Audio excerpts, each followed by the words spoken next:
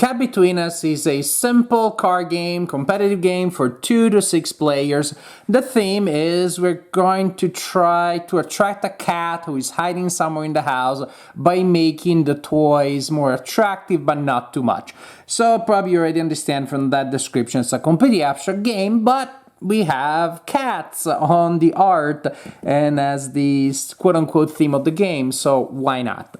So we're gonna have a deck of cards with values between 0 and 6 and also with different symbols there indicating the different cat toys that we're going to make more or less attractive.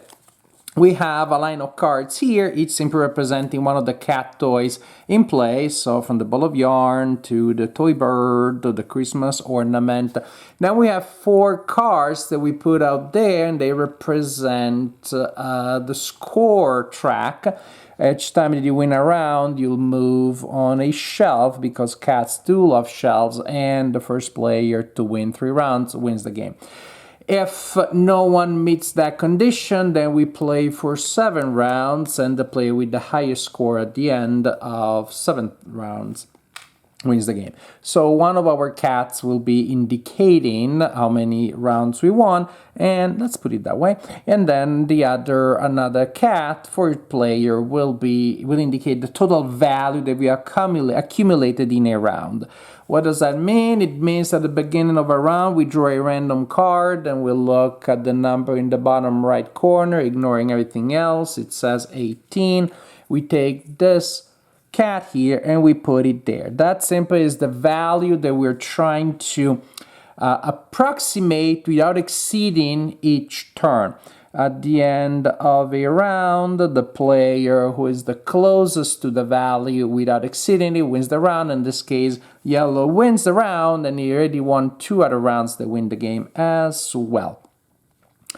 If everybody goes bust, then the player who went bust the least, so the closest to the cat, red in this case, wins the round.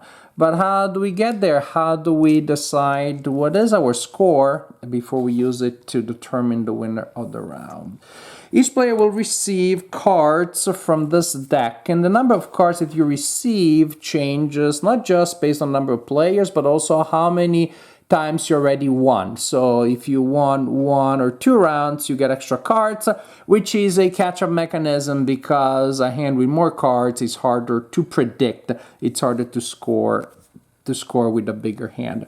Suppose that we're playing with 3 players, no one has won yet, so everybody gets 7 cards. 1, 2, 3, 4, 5, 6, 7. That's what I got. 1, 2, 3, 4, 5, 6, 7. That's what Sam gets. 1, 2, 3, 4, 5, 6, 7. This is what Avery gets. So then we start playing cards. Pretty simple. You'll play cards under these symbols here. And I know many players, including myself, all with OCD, it's gonna be tough because the card that you play doesn't have to match the type. I don't have to play yarn with yarn or fish with fish. It's tough because they look ugly.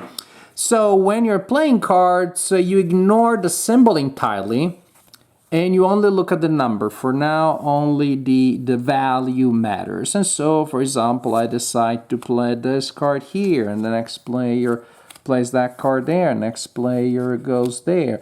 And then we go around again. I'm looking at my cards. Fascinating. I'm gonna play that one there. And so we go around, we continue playing like this. I'm going randomly right now, so it's pretty terrible gameplay. Excuse me for that. Until each toy has 2 cards underneath. Each toy has 2 cards underneath. And that also means that each player will be left with 3 cards in hand or more, because if you won a round, you'll end up with 4. If you won more than 1 round, won 2 rounds, you'll end up with 5. So now I'm looking at my cards, and now I'm looking only at the symbol, not the value, because the value under each card is the value that this symbol is worth now. Meaning, at the end of the round, each ball of yarn is worth 5 points in this round, and that gives me 10 points. and each Christmas ornament is worth 6, which gives me a total of 16, which is pretty awesome. These are the player here. With this hand, they have a ball of yarn for 5. They have 2 Christmas ornaments for 6 each. So we're 6, 12, 17. Oh, they're gonna go busted because the mouse toy is worth 10. So what did I say? 16, I think I said. And so they go to 26. Busted.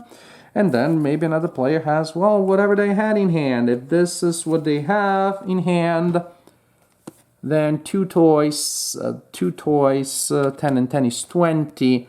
And this one here, the bird, 27.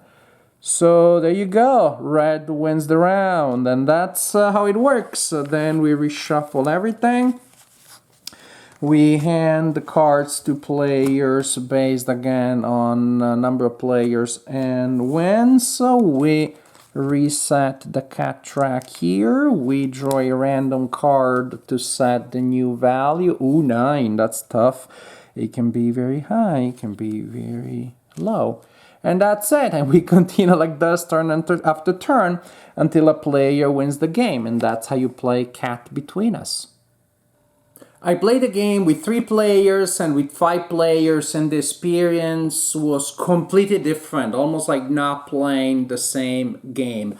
I played it with 5 game night, and we didn't like it. No one liked it. Luckily enough, there was a player who got it and was able to win almost every round, so we were done in like 4 rounds, and when it was over, pretty much people were like, oof, we're glad. Mercy already. It's not even long, but it felt very long. Actually, probably it was long because people were trying to, of course, optimize it to math the math out of this game. But with 5 players, you only had 2 card plays, and so I was like, Bob, already, that's gonna matter. You're early in the round. What you play early in the round, there's gonna be so much stuff displayed after you that it matters very little. And so it feels more like a push your luck. But if you are toward the end of the round, that's when the crunching numbers and optimizing it becomes so important. So I felt like either too deterministic if you were toward the end of the round, or completely random, or almost completely random if you're earlier in the round, and just there wasn't enough agency for me. That's just playing 2 cards and see what happens. It didn't feel satisfying or rewarding at all. And I was almost gonna forget about it, and then, I don't know, somehow I thought, but this, I saw potential. So I tried it again another day with 3 players, and we loved it.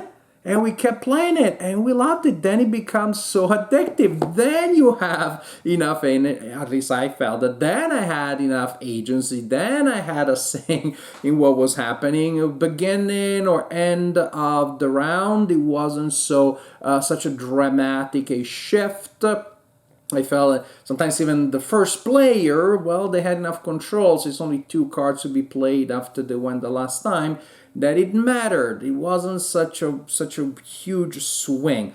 Then the game gave me then just enough control that I felt it was worth trying to create a strategy. Then it had a smaller element of push or luck.